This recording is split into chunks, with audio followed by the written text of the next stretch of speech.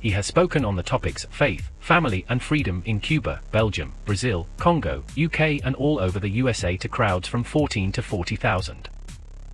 International leadership speaker, trainer and coach. Author of Learn to Raw Leadership, Attitude Hack, Live a More Excellent Life, 5 Battle Strategies of a Victorious Warrior. 2021 President's Lifetime Achievement Award recipient. Founding partner of the John Maxwell team. Toastmaster International Speech Competition semi-finalist. Founder of Tell It Like It Is TV, ThatGuyRocks.com and ThatGuySpeaks.com. Creator of Story Power TV, Transforming Grace TV, and Leading Leaders Podcast. Producer of 4 TV programs and podcasts for Liftable TV and World Trumpet Television as well as multiple social media channels. Please help me welcome J. Loren Norris.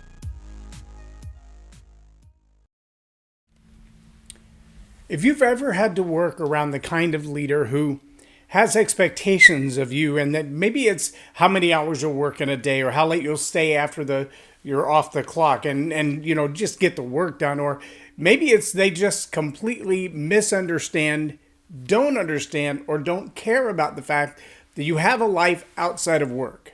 If you've ever worked for a leader like that, then perhaps when they give you orders, give you commands, tell you to do something, set expectations for you, you feel a complete disconnect from them. Emotionally, mentally, relationally, they're not on the same plane with you. They don't get it. They have no idea who you are, and it appears they really don't care. That's what I want to talk about today on Leading Leaders.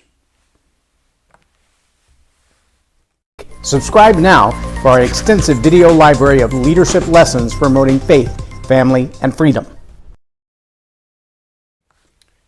I'm J. Loren Norris with Leading Leaders Podcast. And I'm sure at some point in your life you've worked with someone or for someone who kind of has their own little la-la land. Whether it's a fictitious la-la land or a real la-la land, they live in a part of the universe that you're not directly related to. They don't understand what you're going through on a daily basis. Having been in a family with being raised by a single mom, and then I married a single mom, having people in my family who have disabilities, complete loss of limbs or arthritis or things of that nature, they have genuine limitations that make life complicated. And it's hard when you see a leader who is unplugged from that complicated reality.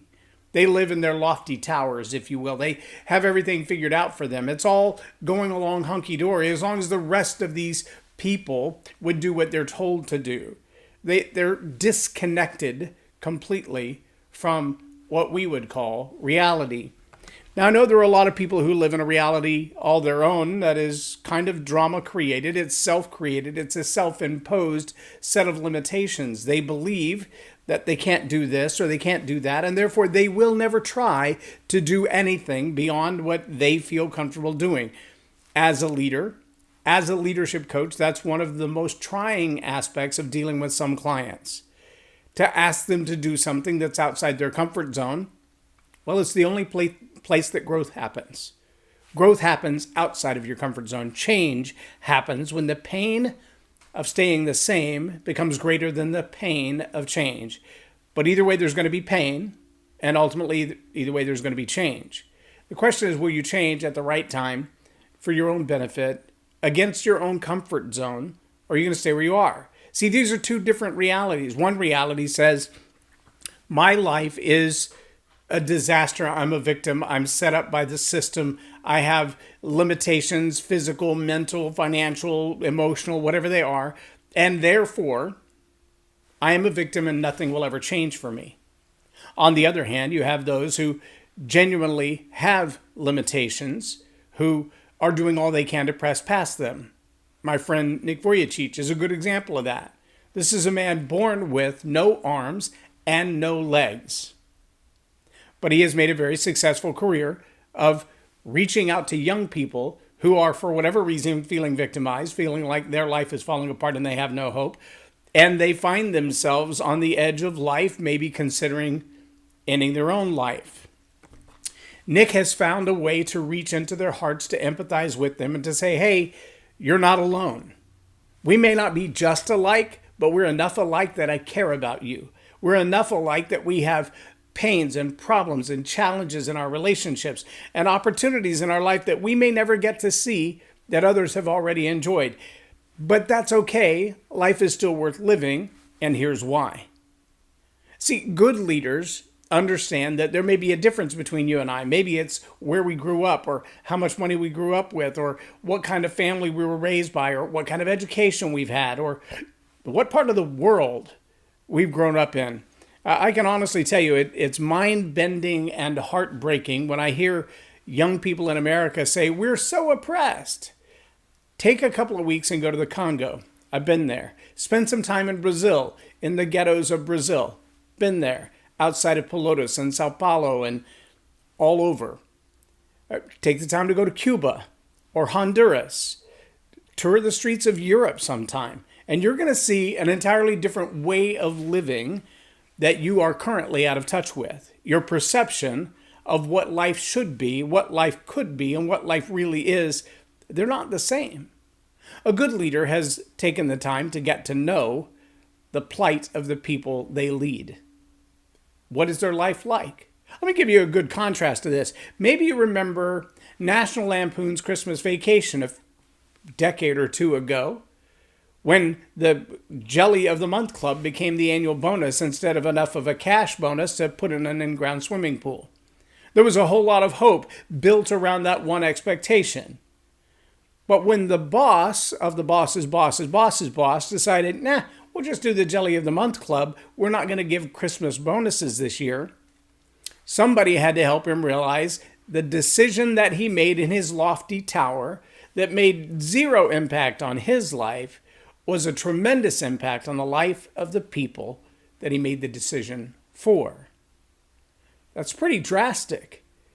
But we've seen Bosses, another television movie that actually became very popular about some people getting revenge on their bosses. There was one called Christmas Party where they kind of had the same thing. The Scrooge is a very similar kind of idea that the people in charge, the people who are making the decisions, the people who decide whether you get a bonus or not and how much of a bonus it might be, they're the ones who are out of touch. They're the ones who don't understand the people. They're the ones who just don't get it.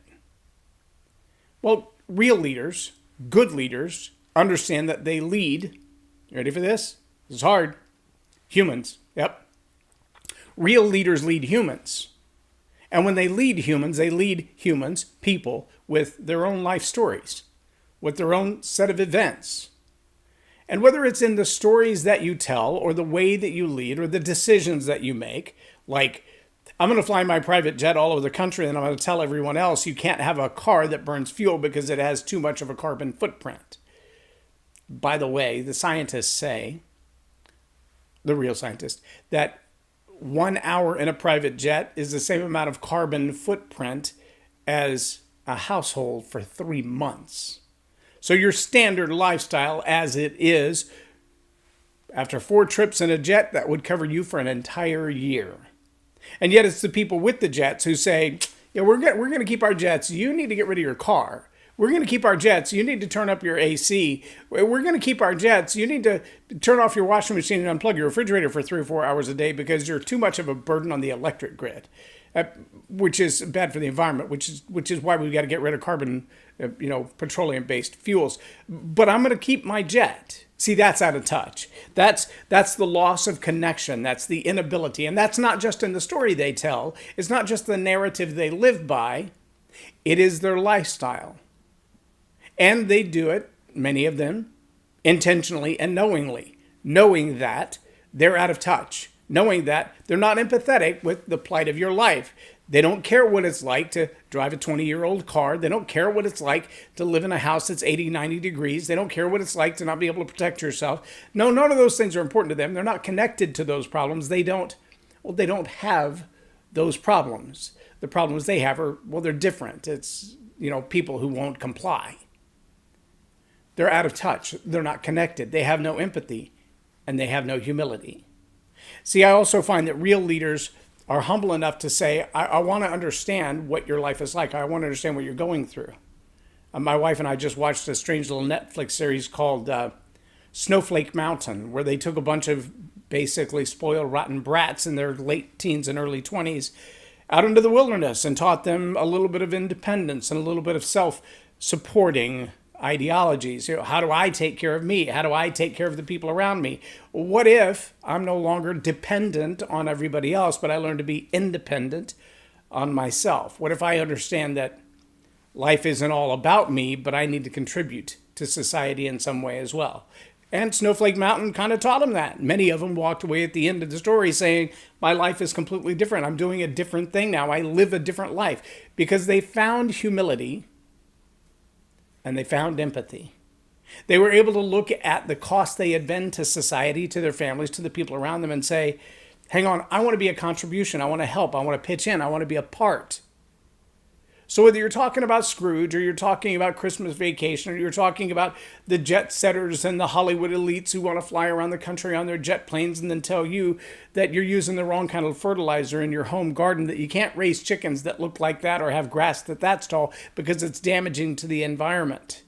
No, we want you to comply and do everything we want you to and not try to live like us, because only we can live like us. That's disconnected. That's not a good leader. A good leader takes a step back and says, where are the places that we're alike? How can I have empathy for the lifestyle that you live? How can I better understand who you are? And that requires humility. I can tell you when, as a communicator, you lose the connection with the people you're communicating. As a leader who is required to communicate, it's probably the number one thing that you've got to be able to do well. When you tell stories that don't sound anything like the life of the people you're talking to. If you're talking about flying around to all your different vacation spots 5, 6, 7, 12 times a year on another vacation and another vacation and another vacation in your private jet, and they're wondering how to keep the food bill paid or the lights on or gas in their car to get the kids to school and still pay for all the school supplies that the school no longer provides, they have to buy themselves, and they're wondering how they're going to stay off of food stamps, you're out of touch. Your story doesn't inspire them or motivate them. It frustrates them because they realize one of these things is not like the other. And if you're taking advantage of them, if you are working them extra hours, looking for their loyalty, waiting to see who will stay the extra hours and who won't, because, well, your lifestyle demands that they perform greater, you're out of touch.